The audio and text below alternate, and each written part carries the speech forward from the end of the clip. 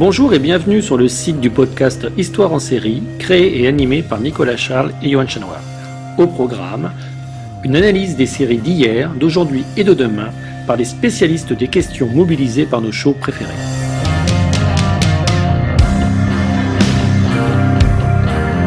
Histoire en série, c'est le podcast qui met en relation histoire, sciences humaines et séries.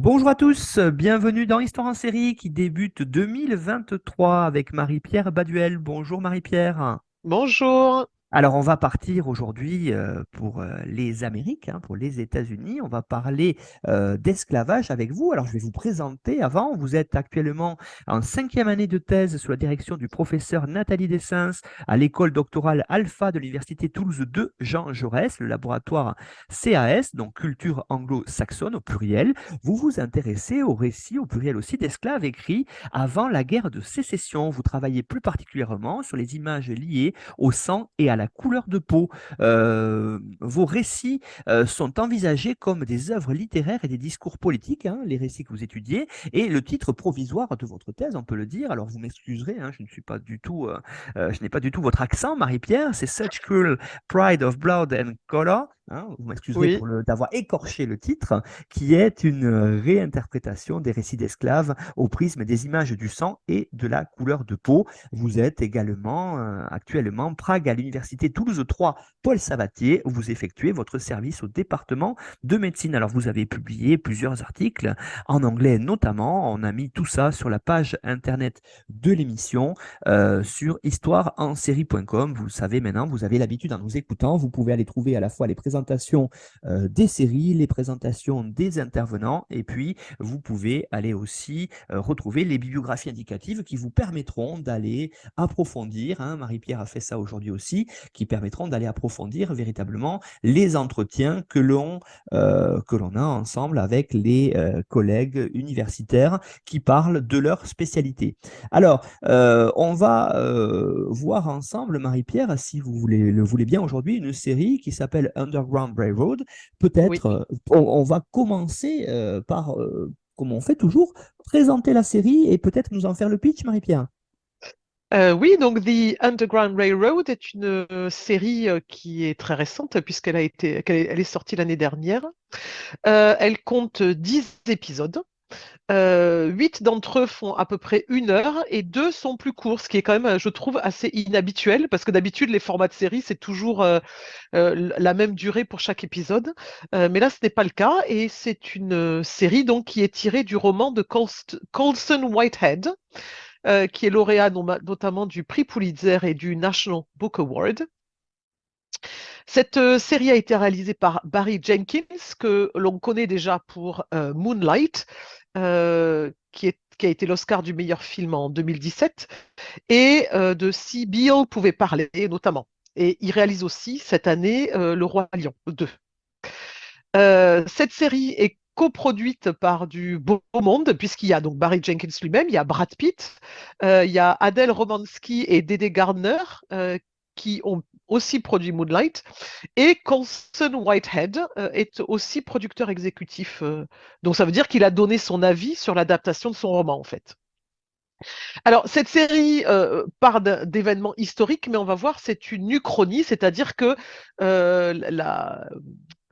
le déroulement historique n'est pas respecté, en fait. Il y a plusieurs éléments historiques qui sont mis ensemble, mais qui racontent pas une histoire linéaire. Voilà. Les acteurs principaux de cette série, donc, on note que c'est un casting international, et je pense que c'est important et que ce n'est pas anodin. Je pense que c'est fait exprès. On a d'abord, donc, dans le rôle principal, Tuso Mbedou, qui a 31 ans, donc elle joue le rôle de Cora. C'est une actrice sud-africaine. On a Aaron Pierre, qui a 28 ans, qui joue le rôle de César, qui est un acteur anglais de film et de théâtre. Il a notamment joué dans Old de M. Night Shyamalan l'année dernière. Ensuite, on a William Jackson Harper, qui est américain. Il a joué dans la série The Good Place, où il jouait Chidi, le professeur de philosophie. On a Sheila Hatim qui joue Mabel, la mère de Cora, qui est une actrice britannico-ougandaise de 31 ans, actrice de théâtre, de cinéma. Elle est aussi chanteuse, compositrice et auteure de pièces de théâtre. On a également Chase Dillon, qui a 11 ans, qui est un acteur américain. Il a joué notamment dans The First Wives Club. Et enfin, Joel Edgerton, qui joue Arnold Ridgway, qui poursuit Cora, qui est un acteur, un scénariste, un producteur et un réalisateur australien. Il a notamment joué dans Star Wars, les épisodes 2 et 3, et donc il a une très longue filmographie. Merci Marie-Pierre pour cette présentation autour de cette série Underground Railroad. Alors peut-être on va commencer par ce qui vous intéresse à vous, hein, véritablement dans votre travail de thèse, c'est autour de la notion de la couleur noire en particulier, et de parler justement des racines africaines de cet esclavage que l'on peut voir dans cette série. Oui, effectivement, j'ai mis l'accent sur les origines internationales du casting et je pense que c'est important parce que en fait, ce qui saute aux yeux quand on voit donc les acteurs qui jouent les personnes esclavagisées, puisque oui, j'ai pas fait le pitch, mais en fait, The Underground Railroad traite de l'esclavage et des relations entre les Noirs et les Blancs aux États-Unis. Et donc, quand on voit ces acteurs qui jouent les personnes esclavagisées, donc elles sont en général très noires de peau. Euh, et c'est important parce qu'il y a eu plusieurs controverses à ce sujet dans les films et les séries, parce qu'on accusait les réalisateurs de n'employer que des personnes claires de peau pour jouer des personnes dites noires. Et on a aussi parlé de photos retouchées. D'actrices, d'acteurs, de chanteurs, de chanteuses, pour les faire apparaître plus clairs de peau que ce qu'ils n'étaient en réalité. Et dans les récits d'esclaves, donc mon domaine d'étude, euh, les narrateurs insistent beaucoup sur le nombre important, à leurs yeux, d'esclaves qui ont la peau claire, pour mettre à mal la notion de ce qu'on appelle l'esclavage racial, c'est-à-dire l'idée que seules les personnes de couleur noire étaient esclaves. Et dans cette série, il y a aussi plusieurs clins d'œil, et donc on insiste sur les racines africaines des esclaves. Donc il y a un lien entre les deux continents, entre l'Afrique et l'Amérique. Et les deux actrices principales, notamment, sont d'origine africaine, puisque Mbedou est sud-africaine et Sheila Hatim est née en Ouganda. Et il y a aussi tout au long de la série l'image des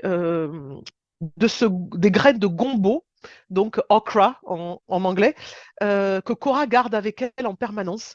Et donc, ces graines de gombo, ce sont des souvenirs de sa mère disparue, mais c'est aussi un légume typique de certains pays africains.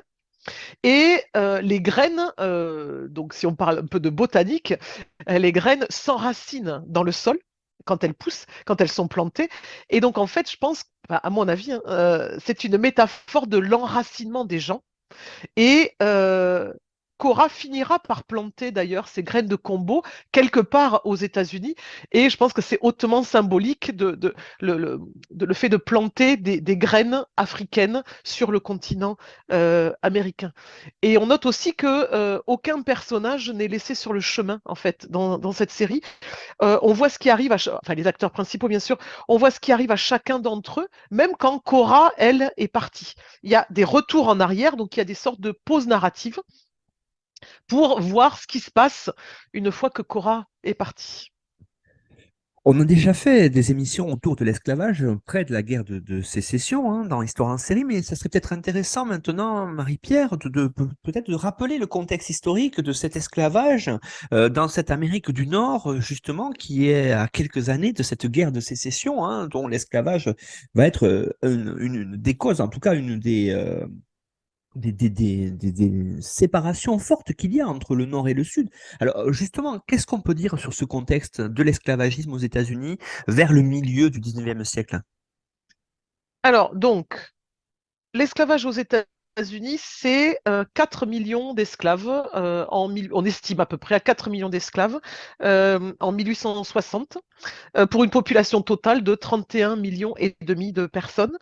Et en fait, il y a entre 400 000 et 600 000 Africains qui ont été enlevés et emmenés de force en Amérique du Nord avant l'interdiction de la traite internationale en 1808 aux États-Unis et en 1807 en Grande-Bretagne. Donc 400 000 à 600 000 Africains, c'est à remettre dans le contexte plus général de 12, on estime à peu près à 12 millions d'Africains qui ont été emmenés vers le continent, donc les Amériques pour le coup, pas seulement les États-Unis. Donc 400 000, 600 000 Africains, c'est vraiment une infime partie de tout. Contrairement aux idées reçues, en fait, c'est surtout vers le Brésil que la plupart des Africains ont été emmenés. Et donc, évidemment, donc l'esclavage était un système oppressif. Bon, mais ça, je pense que je n'apprends rien à personne. Et il y a notamment des lois sur les esclaves fugitifs qui ont été votées donc par le gouvernement fédéral et par les États. Et c'est important dans le contexte du Underground Railroad, puisque the Underground Railroad, c'est le chemin de fer souterrain qu'on appelle, et qui était une espèce de réseau qui aidait les esclaves à s'enfuir. Donc j'y reviens dans 2 minutes. Donc d'abord, 1793, donc première loi sur les esclaves fugitifs, donc loi fédérale hein, qui disait que les esclaves devaient être rendus, entre guillemets évidemment, puisque ça suppose qu'on accepte que les esclaves appartenaient à leur maître. Et donc, les propriétaires d'esclaves donc, maintenaient leurs droits sur leurs esclaves partout dans le pays, même quand les esclaves s'étaient enfuis. En 1850, et c'est cette loi qui a une énorme importance. Donc, deuxième loi, on renforce la loi sur les esclaves fugitifs. Et cette fois-ci, donc, les esclaves accusés d'être des fugitifs dans les États du Nord devaient être renvoyés dans le Sud sans procès, sans avoir le droit de plaider leur cause, puisque leur parole n'avait aucune valeur juridique, et sans ce qu'on appelle a writ of habeas corpus, c'est-à-dire, pour simplifier, que les autorités pouvaient donc les maintenir en prison sans justification. Et donc, un délégué ou un commissaire décidait seul si le fugitif, ou présumé tel, devait être envoyé dans le Sud. Et en fait, il recevait 10 dollars s'il décidait de renvoyer. Donc, le commissaire recevait 10 dollars s'il décidait de renvoyer le fugitif dans le Sud, et il recevait 5 dollars s'il le relâchait. Donc, la raison officielle, c'était qu'il y avait plus de papiers administratifs à faire en cas d'extradition, et donc il était payé davantage. La loi était en plus rétroactive. Donc, résultat, l'immense majorité des Noirs considérés comme esclaves fugitifs et qui passaient devant ces délégués étaient renvoyés dans le Sud, évidemment, même si globalement, peu de fugitifs ont été renvoyés dans le Sud. Mais parmi ceux qui étaient présentés devant ce commissaire, la majorité était renvoyée. Et en fait, cette loi est très importante parce qu'elle a créé une onde de choc dans les États du Nord, car elle obligeait les nordistes. Donc, on rappelle que l'esclavage a été aboli dans le Nord au début du 19e siècle. Il restait donc que dans les États du Sud. Et donc, cette loi oblige le Nord à collaborer avec les sudistes et donc à renvoyer les esclaves dans le Sud. Et elle prévoyait en plus des sanctions contre quiconque s'opposerait au renvoi d'un esclave vers le Sud. Et du coup, cette loi a participé à la radicalisation des abolitionnistes et elle a convaincu en plus de nombreux nordistes de rejoindre le mouvement contre l'esclavage.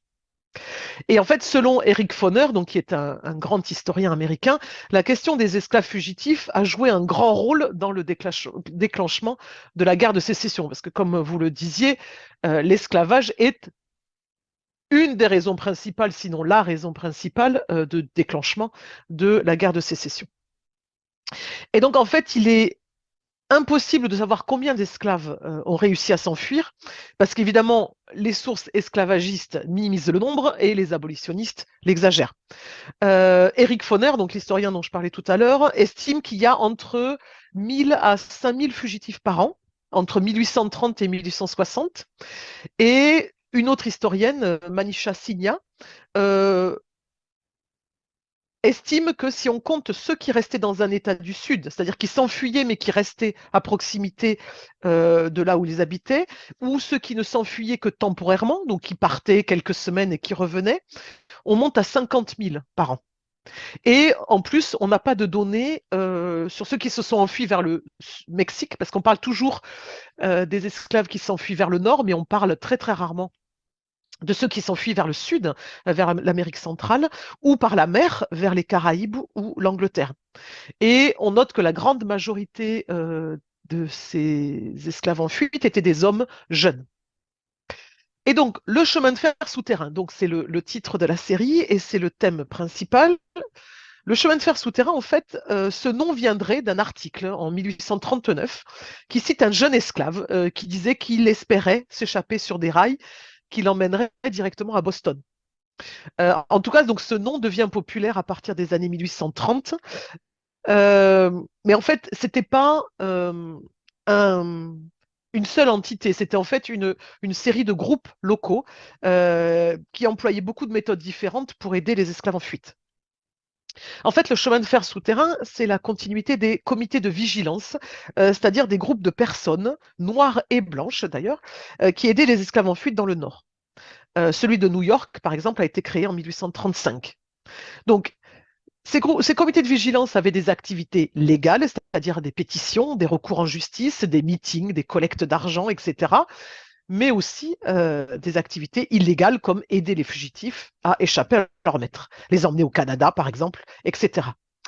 Dans les années 1840, les comités de vigilance se multiplient et commencent à se coordonner. Et c'est comme ça que le chemin de fer souterrain est né. Et donc, il y a tout un mythe autour de ce chemin de fer souterrain, et notamment que c'était une entreprise de blancs, principalement, des humanistes qui souhaitaient aider les Noirs, présentés comme des victimes uniquement, et non comme des acteurs de leur propre libération. Deux des personnages les plus célèbres du Underground Railroad étaient donc William Steele et Harriet Tubman. Donc William Steele organisait la fuite d'esclaves à Philadelphie. Il est aussi l'auteur d'un ouvrage qui s'appelle The Underground Railroad et dans lequel il garde trace de tous les esclaves qu'il a aidés. Et on va retrouver des allusions à ce livre tout au long de la série, on en reparlera tout à l'heure. Et il y a aussi Harriet Tubman qui a fait l'actualité un peu récemment, puisqu'il y a eu un film sur sa vie l'année dernière qui s'appelle Harriet, tout simplement. Et Barack Obama voulait en faire l'effigie sur un billet de $20, mais ça ne s'est pas encore fait. Et a priori, Joe Biden a repris l'idée, mais j'ai vérifié récemment, ce n'est pas fait encore. Et donc, Harriet Tubman a aidé 70 esclaves à rejoindre le Nord et elle a combattu pendant la guerre de sécession. C'était une femme assez exceptionnelle. Donc ici, le chemin de fer est représenté pour de vrai dans cette série, c'est-à-dire qu'il y a des rails, il y a des vrais trains qui circulent sous terre. Et donc la métaphore du chemin de fer est prise littéralement dans la série. Donc le train, évidemment, c'est le voyage, c'est la liberté. Un train, eh ben, il va vers l'avant, toujours, il recule pas, le train. Et en plus, alors, c'est une idée que j'ai eue, mais bon, peut-être que je vais un peu loin dans l'interprétation. Le fait qu'il soit souterrain, euh, en fait, les fondations sont dans le souterrain des bâtiments ou des nations. Donc pour moi, peut-être que ce chemin de fer souterrain serait une métaphore sur la fondation de l'Amérique. Mais encore une fois, peut-être que je vais un peu trop loin. Enfin, en tout cas, il est souterrain, donc il est caché. Et dans la série, à chaque fois, il emmène vers l'inconnu, en fait. Quand Cora, notamment, prend ce train, elle ne sait jamais où elle va arriver. Effectivement, cette interprétation est très intéressante parce qu'elle permet aussi d'ancrer cette série dans des récits. Et j'aurais aimé justement maintenant que vous me parliez de ces récits-là, de ces récits d'esclaves, dont justement Colson Whitehead s'est inspiré à travers justement la réalisation de ce fameux chemin de fer souterrain. Oui, alors, j'ai reconnu plusieurs récits dans cette série, mais je ne sais pas si il y a pensé également. Enfin, c'est une idée que moi j'ai eue, mais voilà. Donc, j'en ai reconnu trois. Donc, le récit d'abord de William et Helen Craft. Donc, c'est William Craft qui a écrit le récit en 1800 et il a publié en 1860. Parce qu'en fait, Cora donc, est esclavagisée en Géorgie au départ. Et elle s'enfuit dans un vrai train. Enfin, vrai train, le train souterrain, donc la métaphore est reprise littéralement. Et donc, euh, William et Lovecraft, eux, pour le coup, se sont enfuis de Géorgie, comme Cora, et eux dans un vrai train, donc dans un vrai train là, qui n'est pas du tout une métaphore.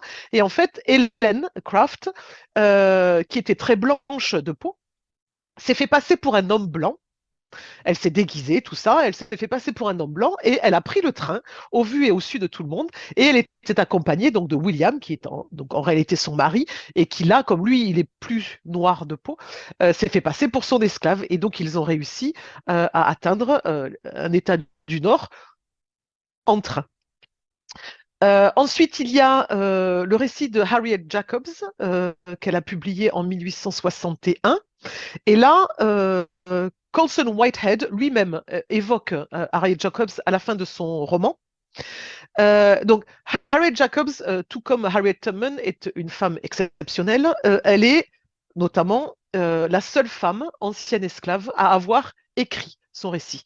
D'autres esclaves, femmes esclaves, ont dicté leur récit, mais elle est la seule à en avoir écrit un avant la guerre de sécession.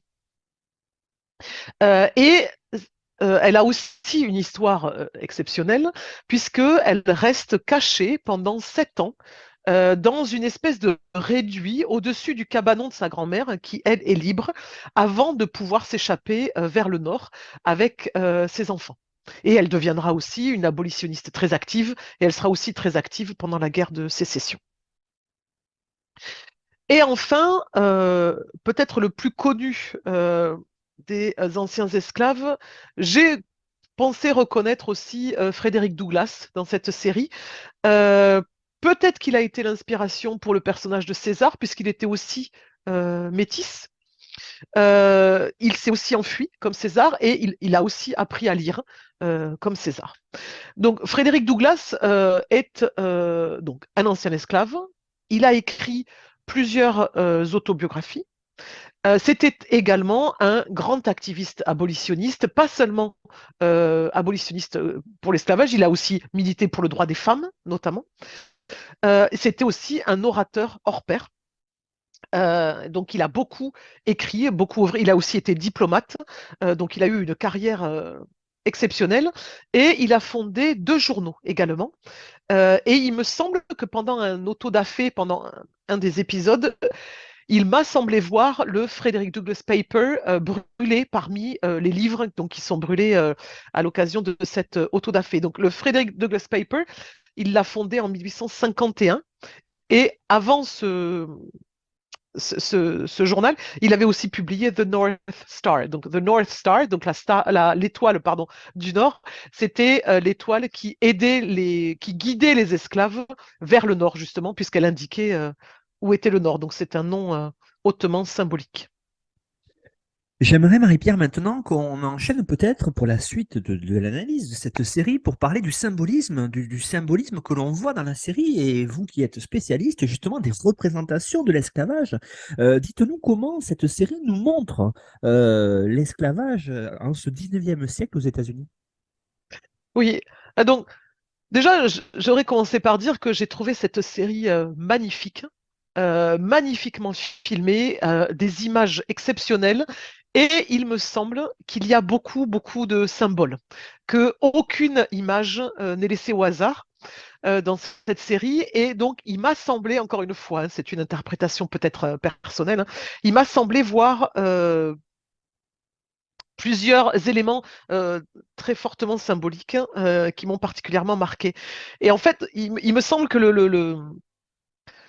la problématique principale de cette série, c'est comment on représente l'esclavage sans édulcorer la réalité, parce qu'il ne faut pas en faire une espèce de, comme ça a été fait par le passé, une espèce d'institution pas trop méchante, pas trop violente, parce que bon, on sait que c'était pas du tout ça.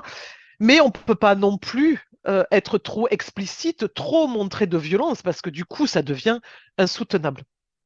Donc il faut aussi rester assez grand public pour toucher quand même le plus grand nombre.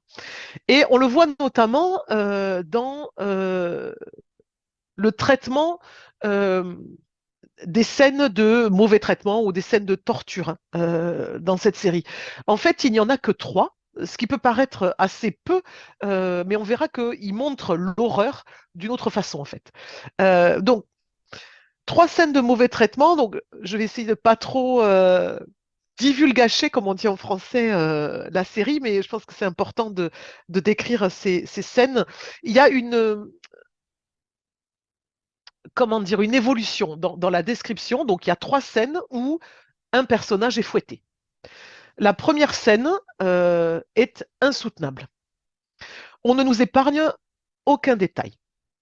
On voit la scène à travers les yeux du personnage et à travers les yeux des autres esclaves qui sont obligés d'assister au meurtre de cet esclave. Et il y a un contraste évidemment avec donc les blancs qui sont attablés bien tranquillement, qui mangent leur déjeuner tout tranquillement, comme s'ils étaient au spectacle donc, de cet homme qui est torturé et qui est fouetté à mort. Il y a un seul blanc qui montre un petit inconfort, mais enfin, pas grand-chose. Et donc, pour moi, d'un point de vue historiographique aussi, cette scène montre que pendant longtemps, donc c'est plus vrai depuis une quarantaine d'années, mais pendant longtemps, on a vu les esclaves comme uniquement comme des victimes. Ils étaient réduits à leur statut de victime et on passait complètement à côté de leur rôle dans l'abolition de l'esclavage, dans leur rôle de résistant et dans leur rôle d'acteur de leur propre vie. Ensuite, donc, il y a une deuxième scène où cette fois-ci, donc, c'est Cora, l'actrice principale, qui est fouettée, et un petit garçon. Et là, cette fois-ci, on voit la scène d'assez loin. On entend le bruit du fouet, plus qu'on ne voit en fait les marques sur la peau des 2 personnages. Mais on voit la douleur quand même après. Donc on suggère l'horreur plus qu'on ne la montre cette fois-ci. Et enfin, la troisième scène, donc c'est un homme qui est fouetté cette fois-ci. Donc on voit la scène d'un peu plus près, mais on ne voit pas le dos. On voit seulement l'esclave. On est face à l'esclave qui est obligé de fouetter cet autre esclave. Et encore une fois, évidemment, les autres esclaves sont spectateurs et nous aussi, on est spectateurs de cette scène. Et donc, une fois que les coups de fouet donc, sont terminés, on voit cet homme donc, qui vient d'être fouetté dans la position du fœtus, toujours enchaîné au poteau qui sert à attacher les esclaves pour qu'ils soient fouettés, et tout le monde passe à côté sans le regarder. Donc il y a une forme de banalisation en fait de la violence, ou en tout cas on montre la récurrence, on montre le quotidien comme ça, sans vraiment le montrer en multipliant les scènes de violence. Et en fait dans les récits d'esclaves, les scènes de fouet sont très fréquentes et elles sont souvent utilisées pour montrer l'horreur de l'esclavage et démontrer que contrairement à ce que les esclavagistes proclament partout, l'esclavage n'est pas une institution paternaliste, entre guillemets, dans laquelle le maître s'occupe de ses esclaves, qui seraient incapables, évidemment, de survivre sans lui. Et évidemment, il conteste l'idée que les esclaves sont heureux.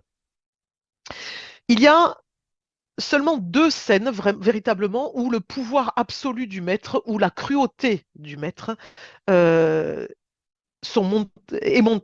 montrée, oui. Mais il y a une tension permanente entre les esclaves et les maîtres et les contremaîtres. Et en fait, comment Jenkins et Colson Whitehead choisissent de montrer l'horreur de l'esclavage, c'est à travers la peur.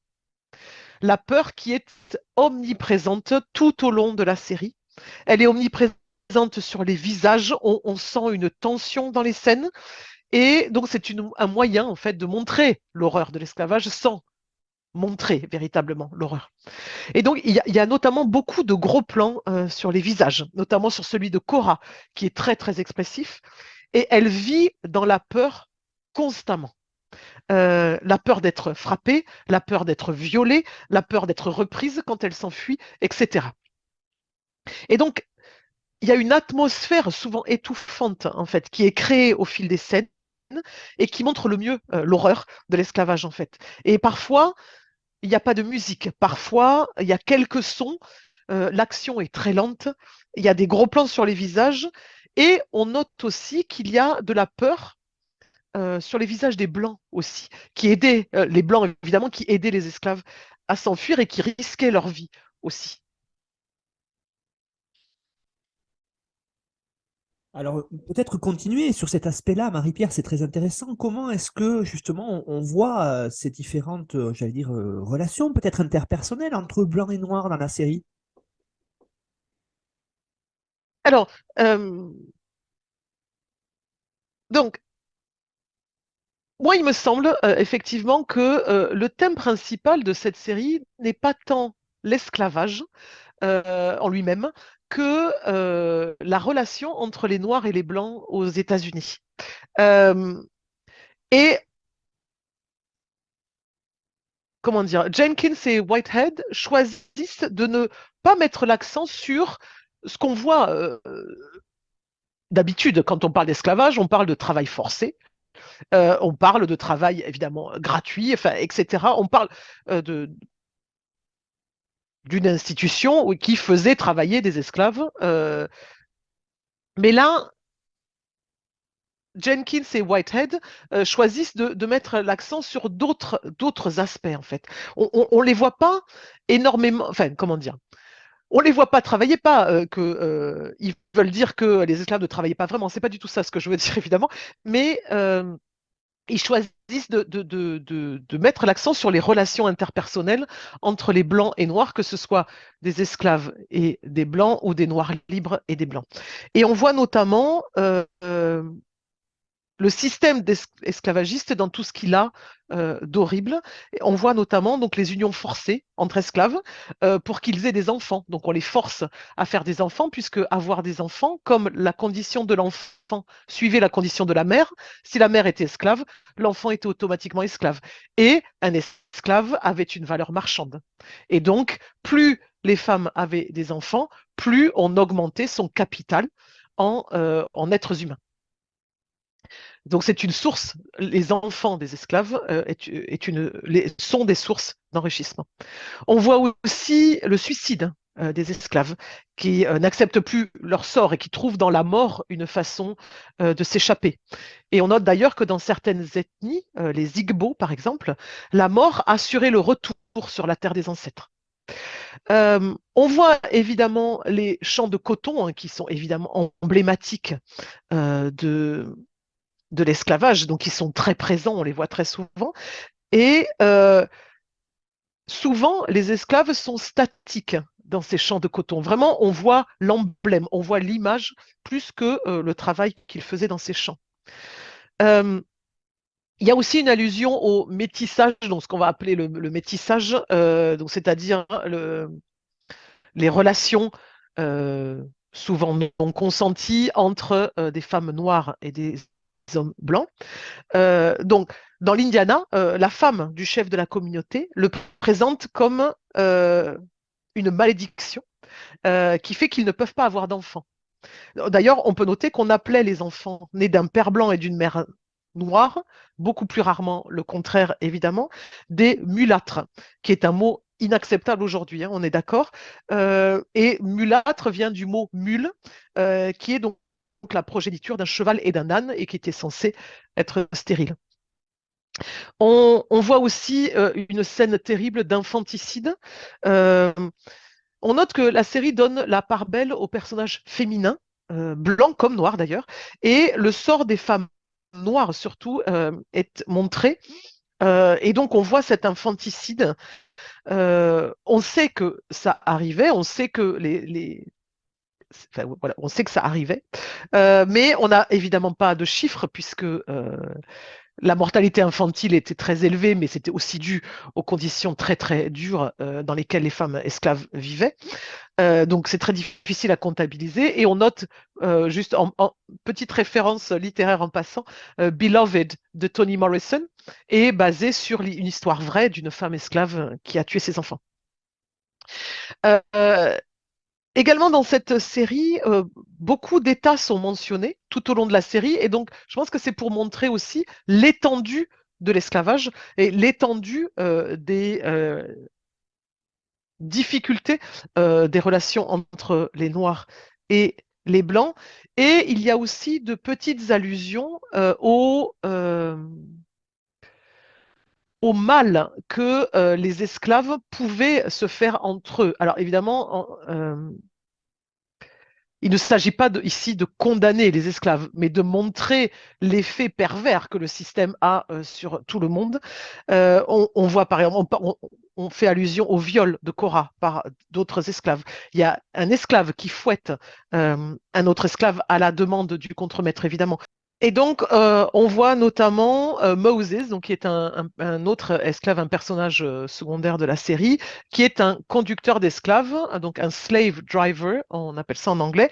C'est une sorte de second du contremaître blanc qui, de fait, obligeait les autres esclaves à travailler.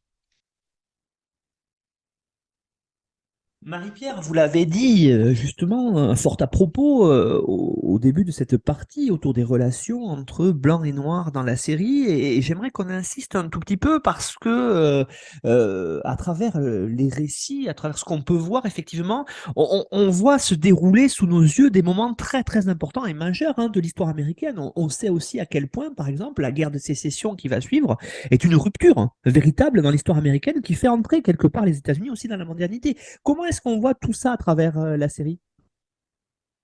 Oui, donc, comme je le disais tout à l'heure, en fait, donc cette série est une uchronie, c'est-à-dire qu'elle prend des éléments, enfin à mon avis, elle prend des éléments de l'histoire des relations entre les Noirs et les Blancs au 19e et au 20e siècle, et euh, elle les fait s'entrechoquer, entre guillemets, dans la série pour établir une espèce de panorama de ces relations entre Noirs et Blancs.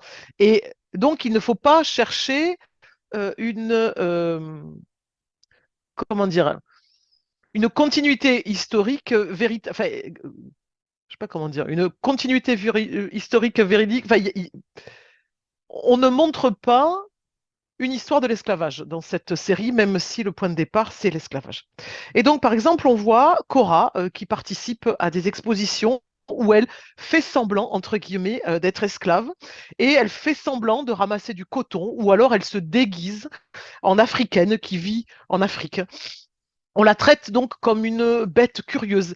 Et pour moi, ça, c'est l'illustration de ce qu'on pourrait appeler, même si l'expression n'est pas très heureuse, une espèce de racisme paternaliste ou une espèce de racisme bienveillant, entre guillemets, bien sûr, parce que elle n'est pas brutalisée, elle n'est pas maltraitée, elle n'est pas fouettée, mais on la traite quand même comme un être inférieur, évidemment, comme une espèce de sauvage. C'est comme ça qu'elle est dépeinte dans ces scènes. Et donc, c'est une forme, évidemment, de racisme en lui-même. Euh, Autre exemple de racisme paternaliste, toujours entre guillemets, dans l'épisode Caroline du Sud, elle va à l'école, les enseignants sont tous blancs et on enseigne aux hommes noirs les bonnes manières et on enseigne aux femmes à lire. Donc ça ressemble à première vue comme ça, si on cherche, si on fouille pas trop, ça ressemble à une utopie.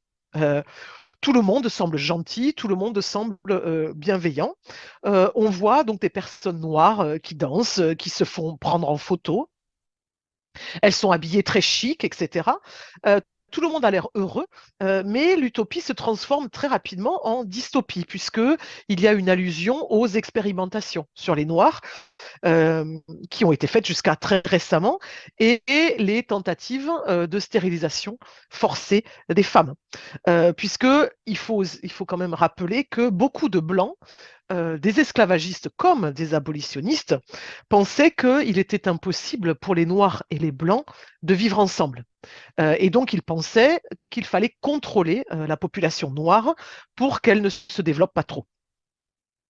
Et par contraste, on voit beaucoup d'enfants blancs. Donc, en fait, le médecin explique que les femmes noires qui ont déjà eu 2 enfants doivent être stérilisées.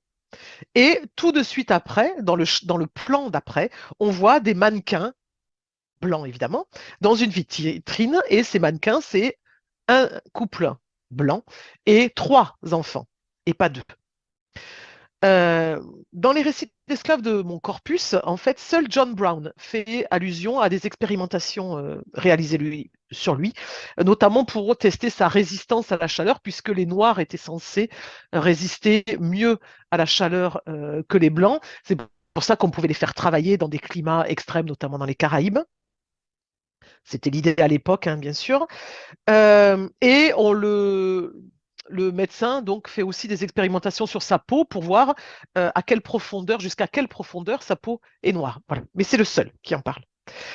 Alors, l'expérimentation la plus connue, peut-être, et là je m'éloigne un tout petit peu de mon domaine d'expertise, donc on me pardonnera, c'est Tuskegee dans l'Alabama. Donc c'est une expérimentation qui a eu lieu entre 1932 et 1972. Et donc, des médecins ont observé l'évolution de la syphilis sur des sujets noirs sans les traiter et en leur mentant sur les réelles raisons de l'étude. Et ça a créé un énorme scandale qui a entraîné des modifications importantes dans les études médicales. Il y a aussi, donc, et là, pendant l'esclavage, hein, donc au XIXe siècle, des expérimentations gynécologiques qui ont été faites sur les femmes esclaves sans anesthésie. Car les médecins pensaient que les femmes esclaves, les femmes noires, ne ressentaient pas de douleur. Le gynécologue le plus connu, qu'on appelle d'ailleurs le père de la gynécologie moderne, est James Marion Sims, qui jusqu'à très récemment avait sa statue dans Central Park à New York, hein. Je pense qu'elle a été déboulonnée très récemment avec le mouvement Black Lives Matter. Donc, James Marion Sims, qui a inventé notamment le spéculum. Donc, c'est quand même un gynécologue très connu. Il y a aussi eu en 2010 un livre qui est sorti sur Henrietta Lacks. Donc, Henrietta Lacks était donc une femme noire née au début du XXe siècle, je crois. Donc, ces cellules ont été prélevées. Elle avait un cancer, elle est décédée d'un cancer fulgurant. Et donc, ces cellules ont été prélevées sans son accord. Et comme elles étaient immortelles, en fait, elles ne mouraient jamais, ces cellules. Elles ont été utilisées pendant des décennies dans diverses études médicales, mais sans que sa contribution ne soit reconnue. Et donc, Rebecca Skloot a enquêté sur ces cellules et elle explique l'histoire du traitement des Noirs par la médecine aux États-Unis. Elle explique aussi, elle parle d'expérimentation, de stérilisation forcée. J'ai mis les références de son livre dans la bibliographie. Et donc, à un moment, Ridgway, donc le chasseur d'esclaves qui poursuit Cora, vient dans cette ville, supposément idyllique, hein, où soi-disant tout le monde est heureux, les Noirs sont libres, et le médecin lui dit We are both doing our parts. On fait chacun, donc Ridgway et moi, médecin, on fait chacun notre part. Notre part de quoi En fait, notre part de maintien de la population noire sous le joug en fait des Blancs. Donc Ridgway, lui, il est chargé de récupérer les esclaves en fuite et de les ramener à leurs propriétaires. Et le médecin de la ville de Griffin est chargé de stériliser les femmes esclaves pour qu'il y ait de moins en moins en fait, de personnes noires. Et cette stérilisation, une fois que les Noirs sont libres, contraste évidemment avec les tentatives de forcer les esclaves à se reproduire, puisque les esclaves donc, avaient une valeur marchande. Dans l'épisode Caroline du Nord, encore un élément des relations entre noirs et blancs, cette fois-ci qui fait allusion à l'après-guerre de sécession, juste après. On voit donc dans cet épisode tous les noirs sont pendus. Tous les noirs qui arrivent dans cette ville sont pendus et donc on voit un long alignement de corps. Ils sont pendus à des arbres, donc évidemment, automatiquement, on pense au lynchage et on pense au Ku Klux Klan. D'autant plus que tous les arbres ont une base peinte en blanc et les cailloux qui délimitent les chemins sont blancs. On a tous en tête les images du Ku Klux Klan habillés tout en blanc. Et cette allée de corps s'appelle The Freedom Trail, donc la piste de la liberté. Euh, et là, moi, je me suis demandé en voyant ces images, est-ce que ça signifie que la liberté est impossible pour les Noirs aux États-Unis, mais là encore, peut-être que je vais un peu trop loin. Ou est-ce que c'est ça la question qui est posée après la guerre de sécession? Tous les esclaves sont officiellement libres, mais est-ce qu'ils le sont vraiment? Bon, voilà. La question, comment dire, on peut répondre à la question toute seule, surtout juste après la guerre de sécession. Donc, le Ku Klux Klan a été fondé à la fin de la guerre de sécession. Donc le Ku Klux Klan, c'est quoi? C'est des suprémacistes blancs qui refusent les nouveaux droits donnés aux Noirs. Et ici, on aborde la question de la pureté, entre guillemets, bien sûr, du sang blanc et le refus de mélanger les groupes différents, donc ces groupes qui sont considérés dans le contexte états-unien comme des races différentes. Alors évidemment, le concept de race biologiquement n'a aucun sens, mais on est obligé, il n'y a pas de, comment dire, il n'y a pas de racisme sans race qui est vue comme une construction sociale. Encore une fois, pas comme de la biologie. Euh, et donc, on voit ici un autre argument de l'époque contre l'esclavage, c'est l'idée que l'esclavage est mauvais pour les Blancs, puisque il menace donc la pureté, entre guillemets encore une fois, de la race blanche, puisqu'il y a forcément des mélanges. Ensuite, dans l'Indiana, donc il y a un épisode donc, qui s'appelle Indiana, puisque chaque épisode a le nom, quasiment tous les épisodes ont le nom d'un État. Là, la communauté noire prospère. Et là encore, tout le monde a l'air heureux. Voilà. Mais dans cette communauté, ils sont séparés des Blancs. Voilà. Il n'y a pas de Blancs dans cette communauté. Et il y a un débat au sein de la communauté sur comment se comporter face aux Blancs.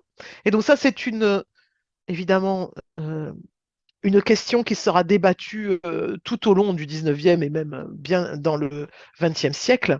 Donc il y a d'un côté l'idée de ne pas faire de vagues, de faire profil bas, entre guillemets, ou au contraire, donc pour ne pas, comment dire,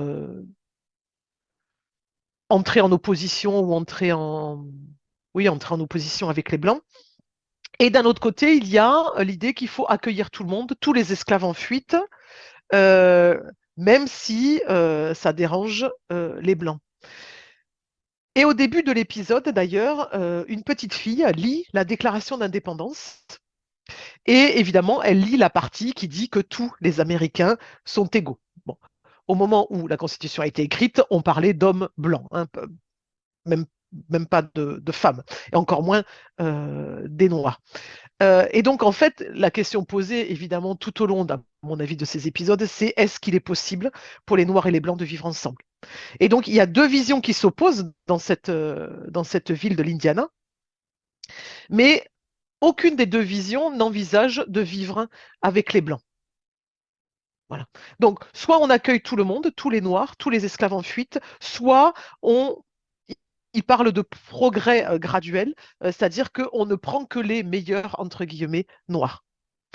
Et donc, finalement, cette communauté est trop prospère aux yeux des Blancs, et donc elle fait des jaloux, et la ville sera attaquée. Et tous les habitants sont tués, et la ville est incendiée. Ça aussi, ça fait penser au massacre de Tulsa, dans l'Oklahoma. On a commémoré les 100 ans l'année dernière, d'ailleurs. Enfin, l'année dernière, donc 2021, puisqu'on n'est que le 5 janvier. Et donc, le massacre de Tulsa est considéré comme l'un des pires déchaînements de violence contre les Noirs dans l'histoire des États-Unis. Ce massacre a fait entre 100 et 300 morts dans la dernière estimation. L'histoire des États-Unis est émaillée d'émeutes racistes avant la guerre de sécession, pendant la guerre de sécession, après la guerre de sécession, euh, mais aucune n'a eu une telle ampleur quand même. Euh, Il y en avait aussi avant la guerre de sécession. On pense notamment à Cincinnati, dans l'Ohio, des affrontements, enfin, oui, comment dire, les Irlandais ont attaqué la communauté de Noirs libres qui ont riposté et 1829, c'est une comment dire, une émeute qui a duré 7 jours et qui a forcé à peu près entre 1000 à 1500 Noirs à partir de la ville. Marie-Claire, on parle de symboles dans cette émission, Marie-Pierre. J'aimerais qu'on revienne peut-être sur un symbole important à voir que dans cette série, d'ailleurs, qui rappelle aussi peut-être dans notre imaginaire, vous parliez du chrony, de symboles au 19e, au 20e siècle. Vous avez évoqué le Ku Klux Klan. Alors justement, on a aussi le symbole du feu qui est très présent dans la série. Oui, quasiment tous les épisodes, euh, quasiment dans tous les épisodes, il y a du feu. Alors, le feu, évidemment, est hautement symbolique. Le feu, c'est la purification, c'est aussi la destruction, c'est la lumière, c'est l'espoir. Et toutes les nuances sont exploitées dans la série. Donc, notamment dans l'épisode Tennessee Exodus, l'épisode commence avec la forêt qui est en feu tout autour d'eux. Donc on a une vision apocalyptique de la scène et ils sont sur le chemin, donc ils appellent The Trail of Tears and Death, le chemin de larmes et de mort. Alors, The Trail of Tears, c'est peut-être une allusion au déplacement forcé d'Amérindiens après la découverte de l'or en Géorgie. Et donc, entre 1830 et 1850, 60 000 personnes amérindiennes ont été déplacées et à pied, évidemment. Et donc, il y a eu beaucoup, beaucoup de morts, d'où The Trail of Tears. Euh, Ensuite, la ville où tous les Noirs sont pendus finit aussi en feu.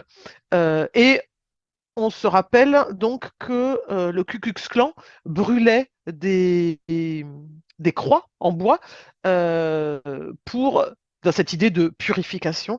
Voilà. Et là, donc, la ville entière prend feu. Cora aussi brûle un plan qu'elle avait fait avec les noms des gens qu'elle a perdus dans sa fuite. Et le feu sert aussi à faire disparaître un témoin gênant, donc le- le- l'enfant qui est avec le chasseur d'esclaves Ridgway tue un homme blanc et on fait disparaître le corps en le brûlant. Autre symbole aussi et qui se place directement dans ce que vous avez traité avec nous jusqu'à présent, cette volonté de témoigner, hein, c'est le registre qui est là dans cette série, comme pour montrer que tous ceux qui sont passés par ce chemin d'évasion veulent laisser une trace dans l'histoire. Oui, j'ai trouvé, forcément, moi qui travaille sur les récits d'esclaves, j'ai trouvé ces allusions au registre particulièrement intéressantes, puisqu'il fallait marquer son nom, il faut laisser son nom dans l'histoire. Et là aussi, c'est une question d'historiographie. Pendant longtemps, les, pendant longtemps, encore une fois, quand même depuis les 40 dernières années, ça a changé, hein. Je ne dis pas que c'est très récent comme mouvement historiographique, mais pendant longtemps, les esclaves, donc encore une fois, étaient réduits à leur statut de victime, et donc ils n'étaient pas des personnes à part entière, ils n'avaient pas de nom, ils n'étaient pas des individus. Et le fait qu'on mette que dans cette série, ils insistent sur le témoignage, sur le registre. À chaque fois que Cora arrive dans une gare, elle écrit son nom quelque part, elle écrit quelques éléments de sa vie, et donc il s'agit de laisser une trace. Euh, Alors, à mon avis, il y a une allusion à William Steele, donc comme je disais tout à l'heure, qui est donc a beaucoup œuvré pour le chemin de fer souterrain et qui a écrit un livre de témoignages de tous ces gens qu'il recueillait quand ils arrivaient donc jusqu'en Pennsylvanie. Et d'ailleurs, à ce propos, il y a un échange intéressant entre une petite fille qui était cachée avec Cora dans un grenier à un moment et qui réussit à s'enfuir. Donc, elle arrive dans une gare de ce chemin de fer souterrain. Et elle dit à la conductrice qu'elle a laissé le livre, je cite, avec toutes nos histoires dedans. Elle l'a laissé derrière elle, elle ne l'a pas emmené. Et la conductrice lui répond que ce n'est pas grave, car elle dit leurs histoires seront toujours là. Et j'ai trouvé vraiment cette scène particulièrement marquante parce que qu'est-ce qu'elle veut dire par leurs histoires seront toujours là? Je pense qu'elle fait une allusion, là, à mon avis, elle fait une allusion au présent. Elle fait une allusion aux tentatives de réécriture de l'histoire. On voit notamment au Texas, en Floride, on essaye de réécrire un petit peu l'histoire, on essaye de parler euh, de relocalisation forcée plutôt que d'esclavage. On essaye de... Voilà, il y a euh, tout un mouvement réactionnaire, on va dire, qui essaye de minimiser l'impact de l'esclavage sur la société états-unienne, si tant est qu'on n'a jamais, enfin, comment dire, est-ce qu'on a à un moment pleinement reconnu l'impact de l'esclavage sur la société états-unienne? On peut en douter aussi. Euh, et aussi, quand elle arrive dans l'Indiana, on demande à Cora encore de témoigner et donc de dire sa vérité aussi. Euh, et donc, pour moi, ça, c'est une allusion claire au livre de William Steele, au récit d'esclaves, qui était publié avant la guerre de sécession pour témoigner contre l'esclavage, mais aussi pour participer à son abolition. C'est pour ça que je considère, enfin, en tout cas, une grande partie de ces récits d'esclaves sont des discours politiques.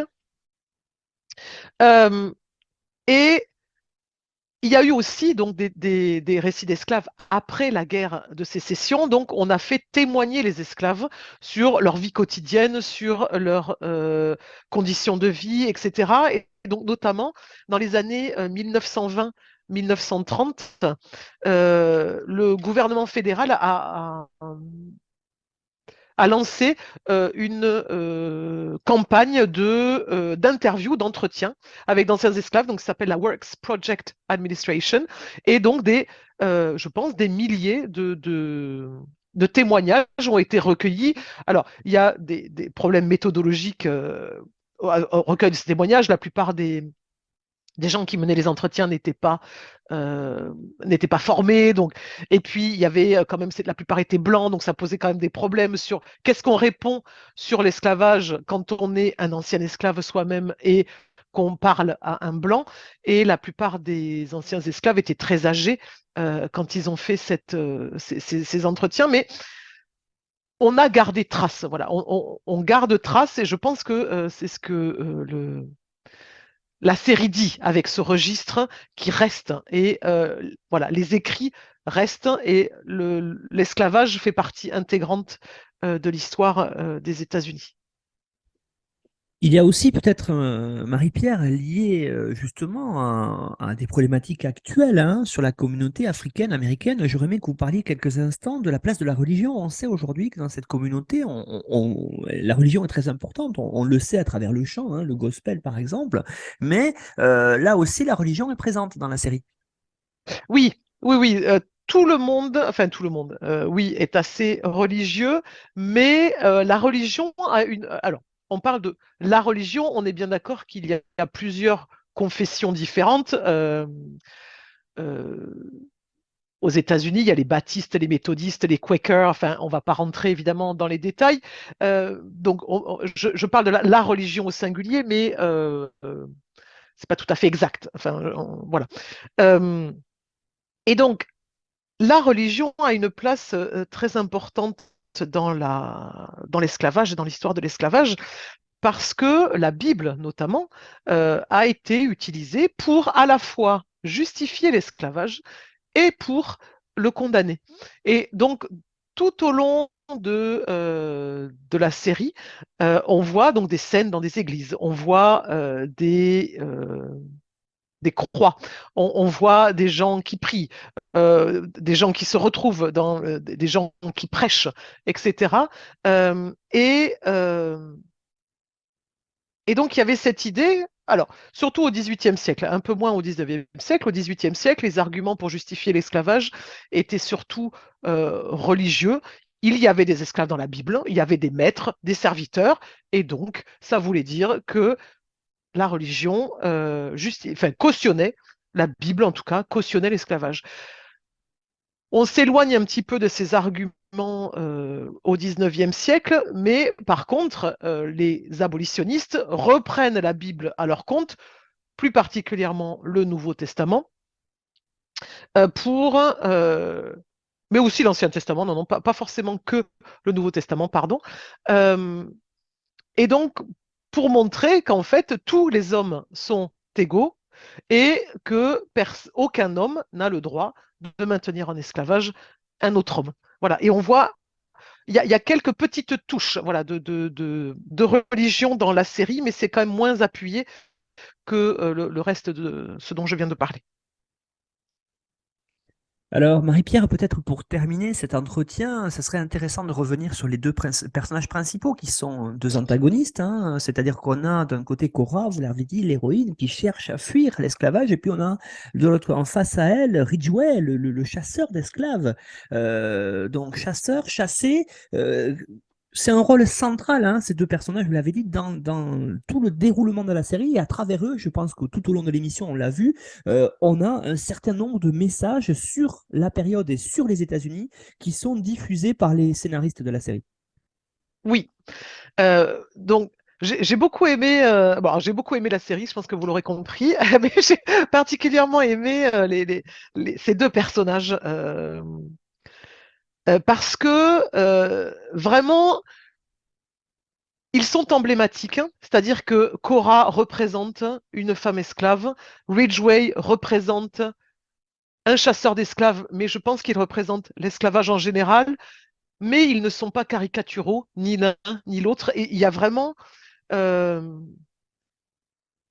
une nuance, il y a vraiment un développement des personnages qui est très intéressant. Et donc, Cora, en fait, elle représente les esclaves dans leur ensemble, même si elle garde sa singularité. On note, par exemple, qu'elle marche toujours courbée. Elle n'est jamais droite, même quand elle n'a pas de chaîne. Euh, et en fait, elle nous montre, Cora, que l'esclavage, au-delà du travail forcé, c'est une série de traumatismes, en fait. Euh, Évidemment que les conditions de travail, les conditions de vie étaient extrêmement difficiles et on le voit. Il n'est pas question d'édulcorer, encore une fois, le système. Mais euh, c'est pas l'élément principal. Voilà, c'est pas là-dessus que la série se focalise. Euh, et donc, la série de traumatismes, on la voit à travers donc ce que vit Cora, mais aussi euh, en, en plus de ce qu'elle vit elle-même. Donc, Ridgway, le chasseur d'esclaves, lui raconte ce qui est arrivé à deux autres personnages, Lovey et César, avec qui elle s'était enfuie au départ, qu'elle a laissé derrière elle. Et, euh, et il n'omet aucun détail sur ce qui leur est arrivé. Évidemment, il leur est arrivé des choses horribles, mais il n'omet aucun détail. Et Cora, en fait, c'est la fragilité et c'est la force en même temps. Elle finira par se sauver elle-même. Je ne vous dis pas comment pour pas tout spoiler quand même, j'en ai déjà spoilé pas mal, mais elle se sauvera elle-même. Et ce qui est très intéressant avec cette actrice, en fait, c'est qu'elle a un visage très expressif et elle est constamment apeurée. C'est ce que je disais tout à l'heure sur la peur. On la voit très souvent en gros plan, mais elle essaie aussi d'être maîtresse de son destin. Donc elle se bat contre un système puissant, évidemment, mais elle se bat. Et je pense que voilà, dans l'historiographie, encore une fois, c'est très important. Elle n'est pas seulement une victime, elle est aussi quelqu'un qui se bat. De l'autre côté, on a Ridgway, donc le chasseur d'esclaves, joué par Joel Edgerton. En fait, pour moi, lui, il personnifie l'institution elle-même de l'esclavage. En fait, il ne semble pas avoir de sentiment particulier.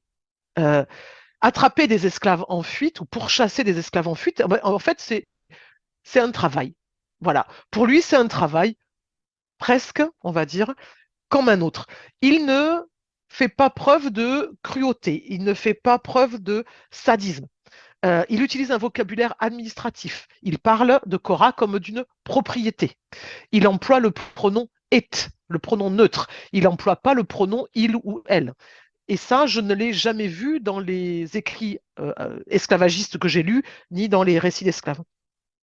Mais alors attention, quand je dis qu'il n'est pas cruel, qu'il n'est pas sadique, Jenkins n'en fait pas un homme gentil pour autant, hein, on est bien d'accord, mais il en fait un être humain en fait. Il en fait un être humain et il montre ce que les êtres humains peuvent faire à d'autres êtres humains. Euh, et donc ce Ridgway est toujours accompagné d'un petit garçon noir qui est très bien habillé et qui l'appelle Boss. Et on se demande qui est ce petit enfant. En plus, il s'appelle Homer, donc ça fait penser à l'Odyssée d'Homère, ça fait penser au retour d'Ulysse, donc toujours un voyage mouvementé. Euh, et il y a un épisode qui est consacré à son passé, de Ridgway, donc il est devenu chasseur d'esclaves, on comprend comment. Et pour lui, c'est tout simple, les Blancs sont faits pour être libres et les Noirs sont faits pour être esclaves. Voilà d'où voilà comment il présente les choses. Il les présente comme un fait. Il n'y a pas de haine apparente, il n'y a pas d'affect particulièrement. Voilà, comme une machine. Et on note qu'il n'hésite pas à tuer des blancs, d'ailleurs, hein, quand ils se mettent à travers son chemin et qu'il ne cautionne pas le viol des femmes esclaves, par exemple. C'est pour ça que je vous dis qu'il n'y a pas de cruauté, il n'y a pas de sadisme. Pour lui, c'est un travail.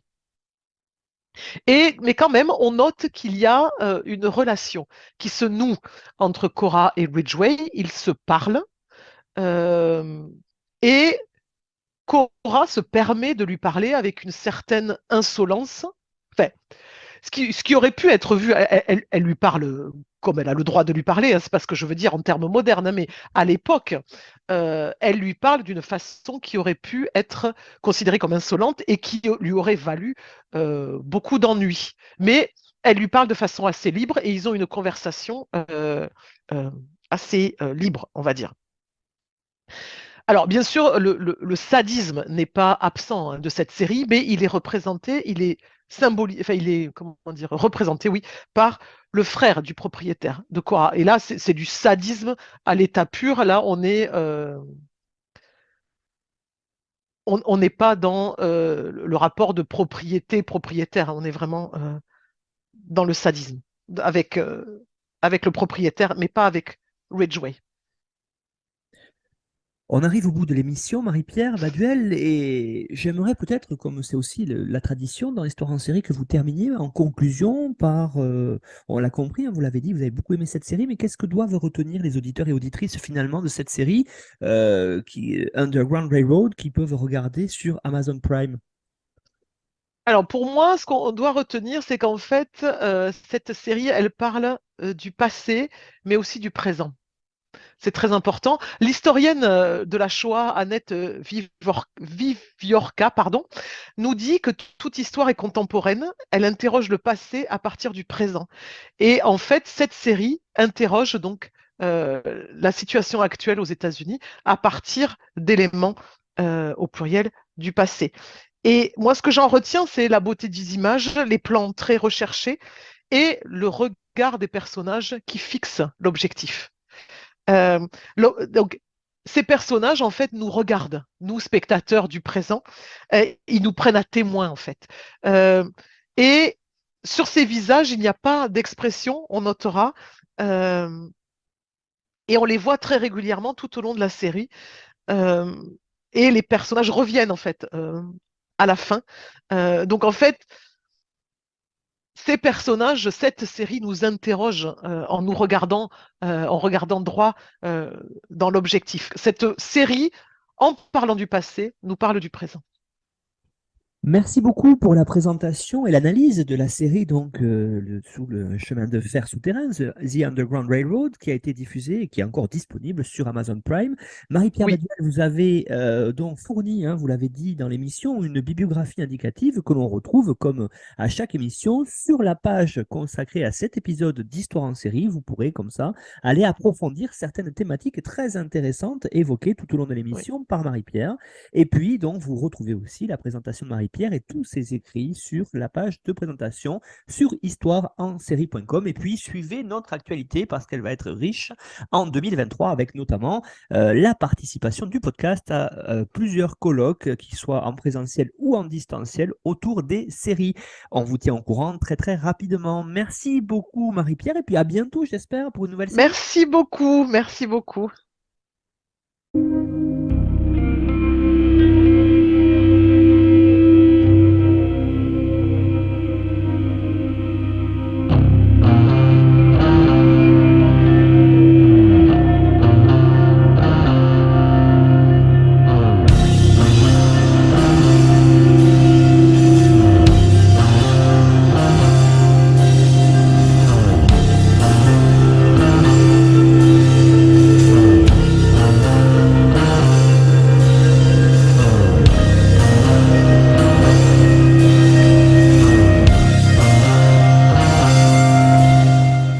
Retrouvez-nous sur Twitter @Histoire en série pour connaître le programme à venir ainsi que des conseils bibliographiques.